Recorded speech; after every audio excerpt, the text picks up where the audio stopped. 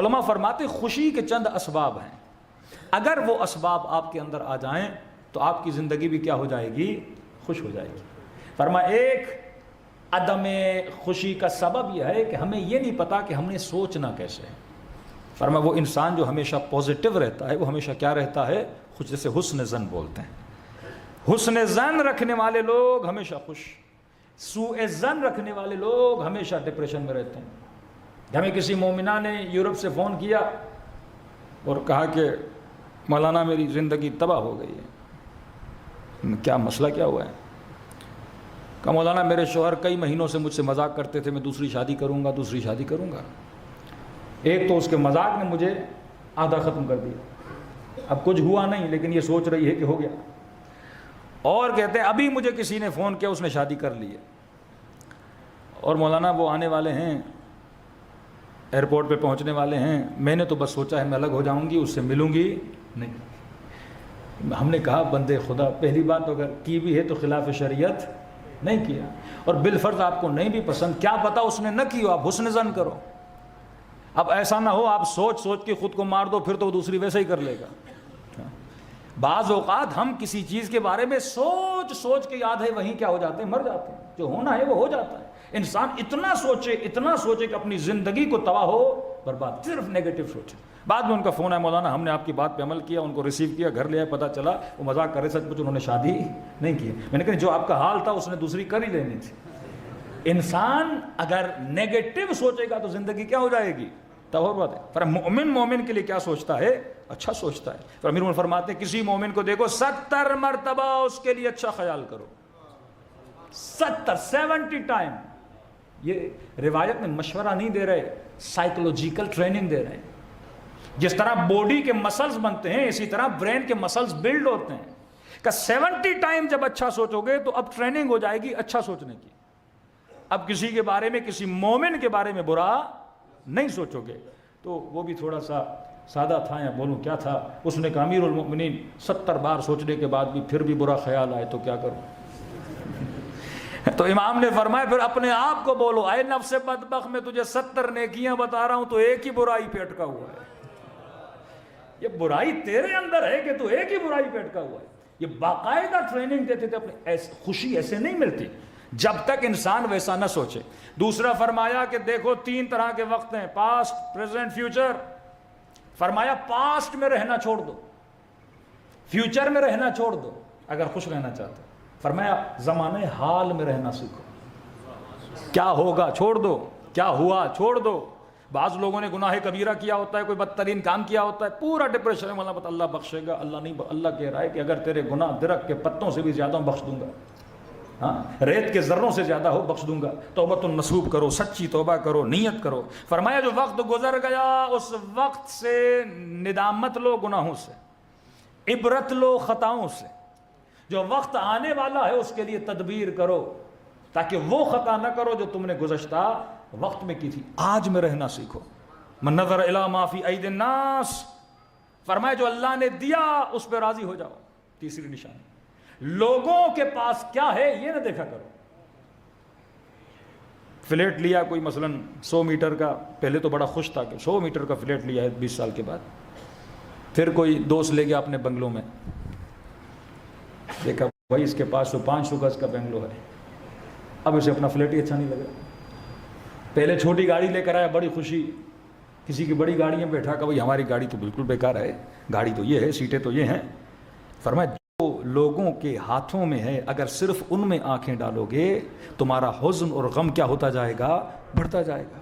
تمہارا کام ہے محنت کرنا، جو اللہ نے دیا ہو جاؤ، خوش ہو جاؤ۔ بعض لوگ صرف دیکھا دیکھی، اکثر گھروں میں جھگڑے کیوں ہوتے؟ کیونکہ خواتین کو یہ مسئلہ ہے، میاں بڑی محنت کر کے انگوٹھی لایا، بڑی محنت کر کے ایک چھوٹا سا سونے کا سیٹ لایا، اور ان کے اصرار کے بعد ان کو ایک شادی پہ لے گیا، اور وہاں پہ انہوں نے کئی رنگس دیکھیں، کئی سیٹ دیکھے اور کئی جیولریز دیکھیں، گھر آئیں تو موڈ آف، کیونکہ شادی کھانے نہیں گئی تھیں، لوگوں کے لباس کو، سیٹوں کو دیکھنے گئی تھیں۔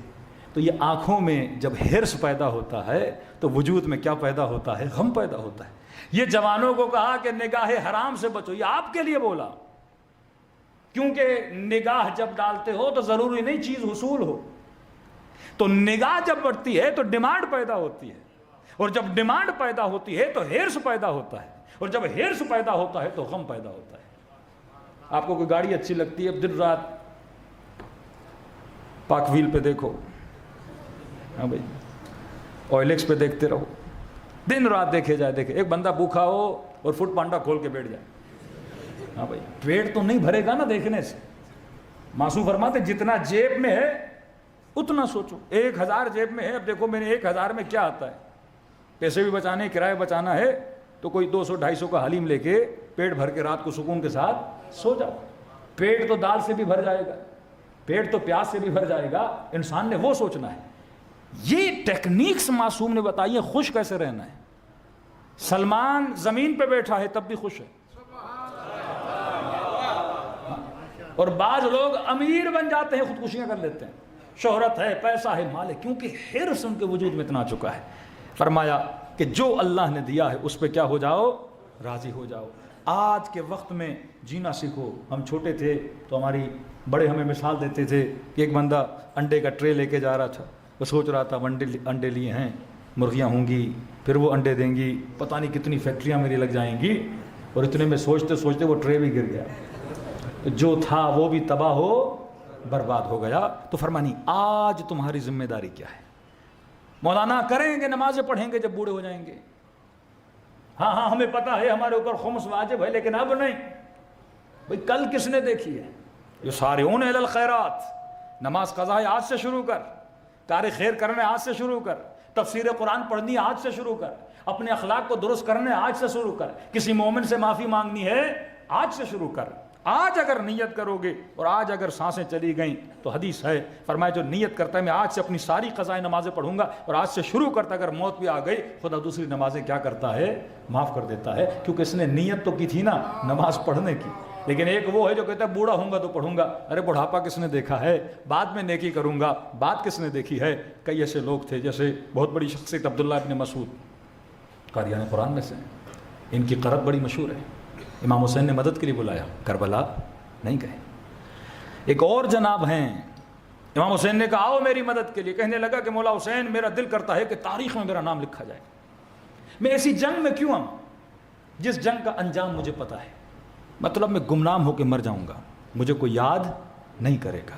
اور آج اگر کربلا آیا ہوتا تو اس منبر سے اسے سلام کیا جاتا۔ تجھے کیا پتا کس کو یاد کیا جائے گا، تو اپنی ڈیوٹی نبھا جو اللہ نے تجھ پہ واجب کیا۔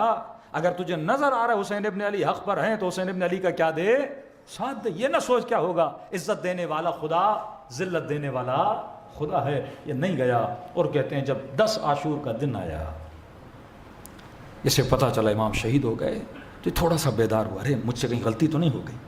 کہتے دوڑا گیا تاکہ جلدی پہنچے امام حسین تک، اور جب پہنچا مولا شہید ہو چکے تھے۔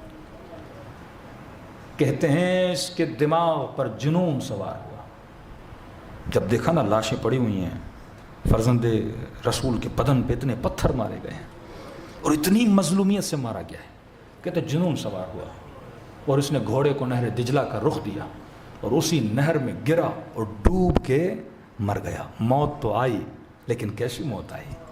اگر یہ 10 گھنٹے پہلے آتا امام حسین کے پاس، آج امام زمانہ اسے سلام کر رہے ہوتے، آج زیارت ناہیہ میں اس کا نام ہوتا، آج اصحاب حسین میں اس کا نام ہوتا۔ تو میرے عزیز دیر نہ کر، وہ تعلیمات جو معصومین علیہ الصلوۃ والسلام نے دی ہیں، اگر ان کو اپناؤ گے واللہ دنیا میں بھی خوش ہوگے اور آخرت میں بھی جوار معصومین میں انسان کو جگہ ملے گی۔ صلوات پڑھے محمد و آل محمد۔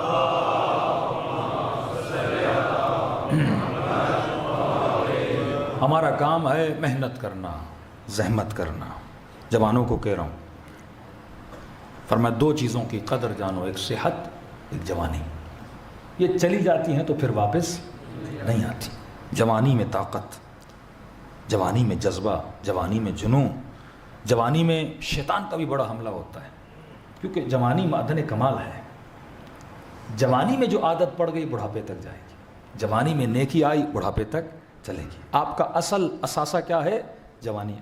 دنیا کے سارے بزنس مین اٹھا لیجیے، کہتے ہیں 21 سال سے لے کے 35 سال تک جس نے جو بننا ہے وہ بن جا، ساری ترقی یہ آپ کا ٹائم پیریڈ 15 ایئرس۔ ایک چیز پہ فوکس کرو، اس ہنر میں محنت کرو ان 15 سالوں میں اگر ترقی ہوئی تو انسان کو ترقی مل جاتی. بہت نادر و شادر ملتے ہیں جنہوں نے 35 سال کے بعد ترقی کی ہوتی ہے, لیکن میکسیمم جن لوگوں نے اپنا فیوچر, اپنی لائن, اپنی لینتھ بنانی ہوتی ہے, ان 15 سال میں بناتے ہیں. اور آج سب سے زیادہ جوانوں کو اس ایج میں کہاں لگایا جا رہا ہے؟ ان کے وقت کو ضائع کیا جا رہا ہے. آج بچے آپ کے پلے اسٹیشن پہ بیٹھے ہیں. میں نہیں کہتا گیم نہ کھیلیں, معصومین بھی تفریح پہ جاتے تھے, رسول خدا ملتا ہے, اسب سواری کرتے تھے, تیر اندازی کرتے تھے, یہ نہیں کہ نہیں جاتے تھے, لیکن اپنے بچوں کو ان ایکٹیویٹیز میں انوالو کرو جو فزیکل ایکٹیویٹیز ہوں, جس میں ان کا برین بھی کام کرے, ان کی باڈی بھی ورک آؤٹ کرے.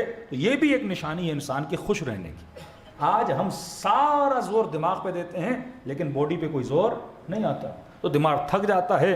بدن کو ضرورت ہے ابھی ورک آؤٹ کی, لیکن بدن نے ورک آؤٹ نہیں کیا ہوتا. تو زندگی کا لائف اسٹائل کمپلیٹلی اگر تربیت معصوم کے نیچے رہے تو پھر وہی ہے کہ ربنا آتنا فی الدنیا حسنہ وفی الآخرۃ حسنہ. کیوں ہمارے ایک مرجع کی زندگی 90 سال, 95 سال, 88 سال, کیا وہ مرغے کھاتے ہیں, چرغے کھاتے ہیں, کیا کھاتے ہیں؟ وہ تربیت معصومین اور فکر معصومین کو کیا کرتے ہیں؟ فالو کرتے ہیں. اور پاکستان کی ایج ایوریج 60-65 اور آگے بھی جائے تو وہ بندہ کسی کام کا بھی نہیں ہوتا. تو اس ایج کا فائدہ کیا؟ اللہ نے بدن دیا, اس کی حفاظت کر. روح دی, اس کی حفاظت کر.